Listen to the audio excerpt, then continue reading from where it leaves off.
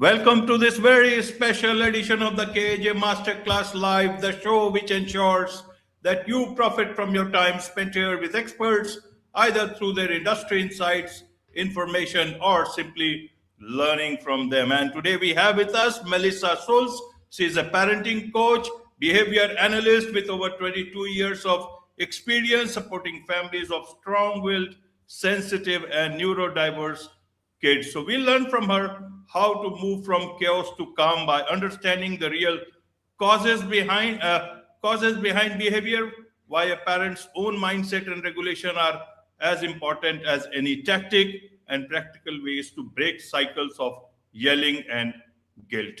Welcome to the show, Melissa. Thank you. Thank you so much for having me. I'm so excited to be here. You're welcome. Welcome to the show, Melissa. Welcome to India in this online form. And I'm sure not just in India, but a lot of parents across the globe will benefit from what we are going to talk right now. We'll talk about how one can parent with confidence. So we'll talk about all this. But before that, let's learn a bit about your journey, your background, so that the audience knows better who they are listening to.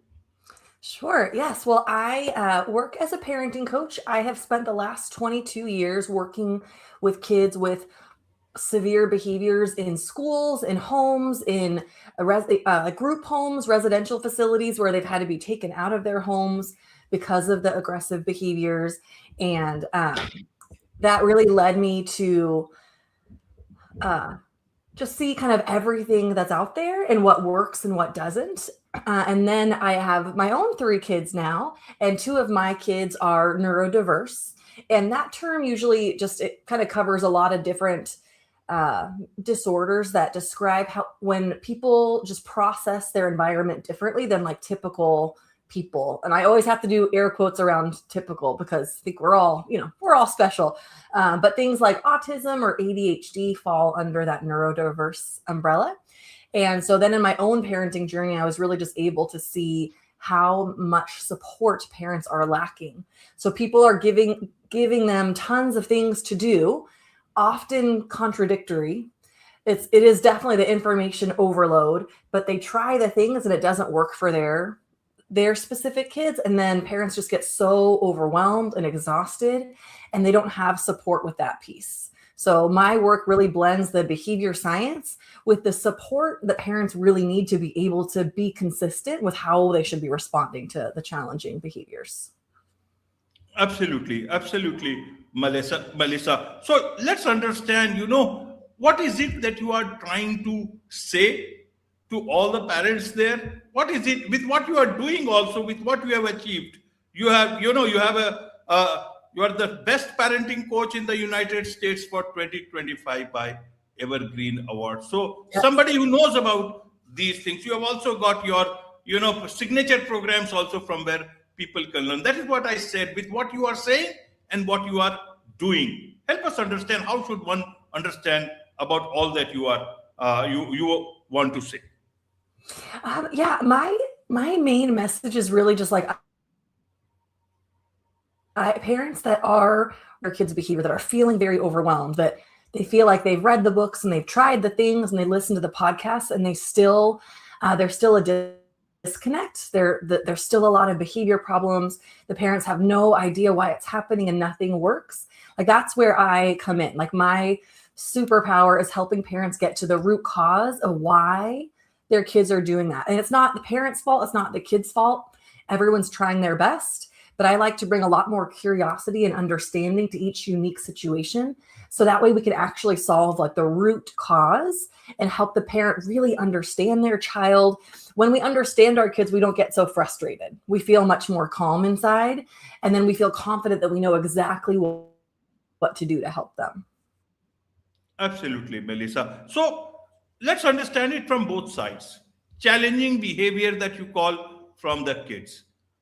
All kids have, can be challenging at times. Why to only look at neurodiverse kids, especially from that point of view? Secondly, from the parent side, means all parents face those challenges, but why do some parents have to yell? And you talk about, how they can stop yelling and smile more. How should they understand those challenges, which can be normal challenges for any parents also, And for neurodiverse, obviously they Yeah. know, or maybe would know, or know less or more.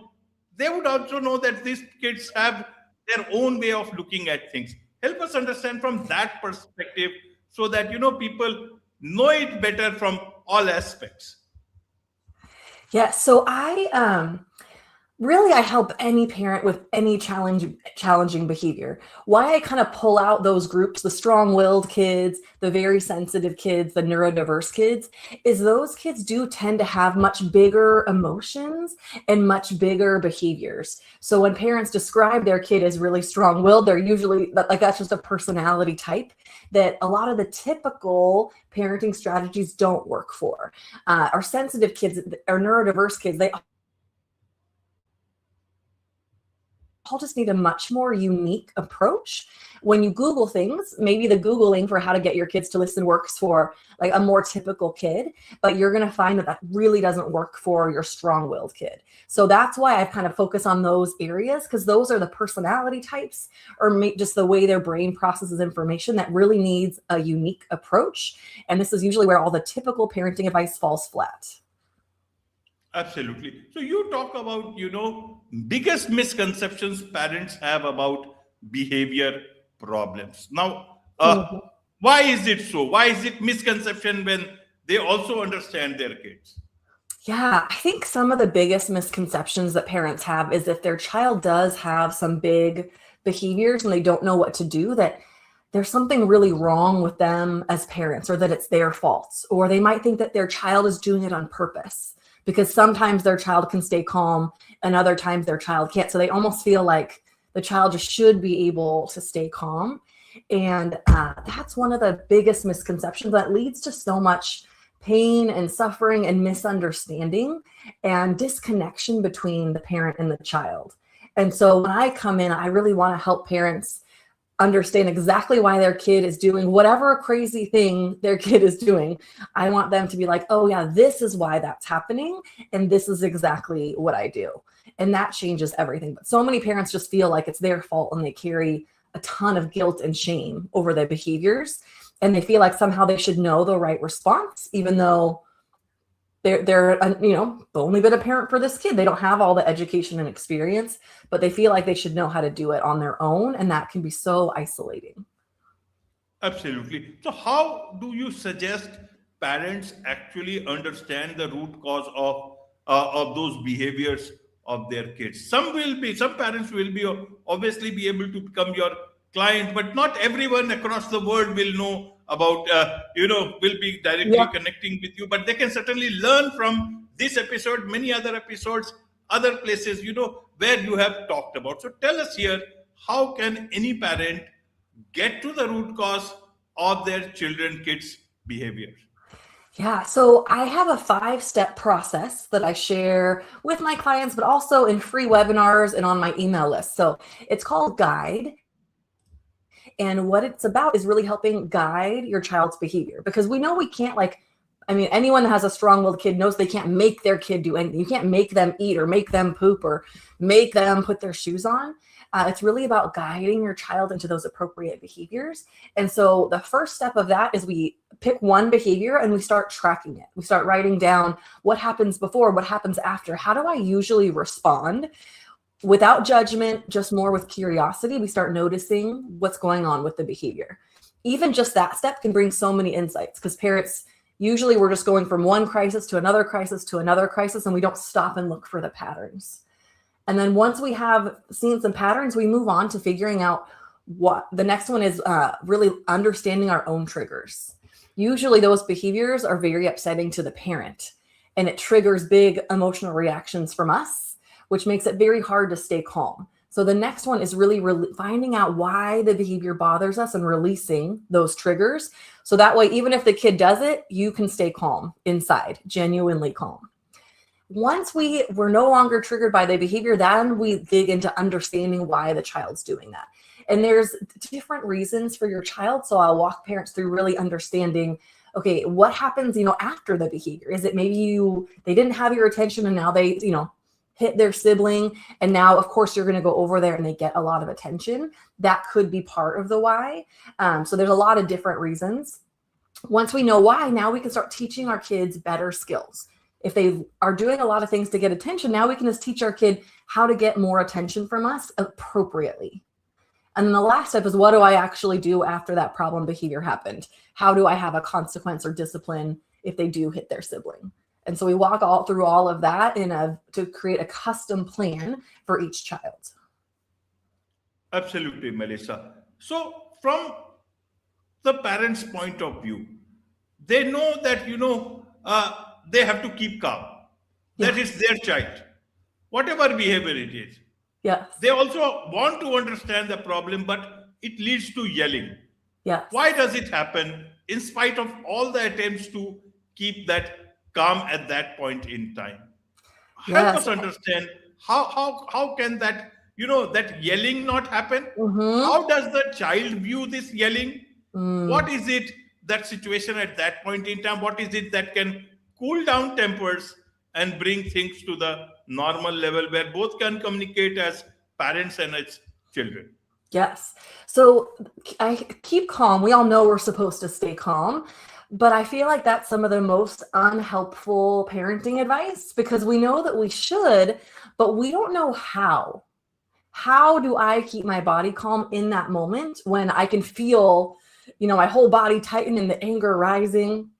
And so we're told to stay calm a lot, but we don't know how to create calm. We don't know how to release that trigger.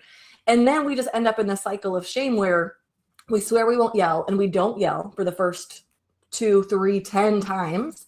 And then the 11th time we yell, and then we feel terrible, and we vow to try again tomorrow and try harder.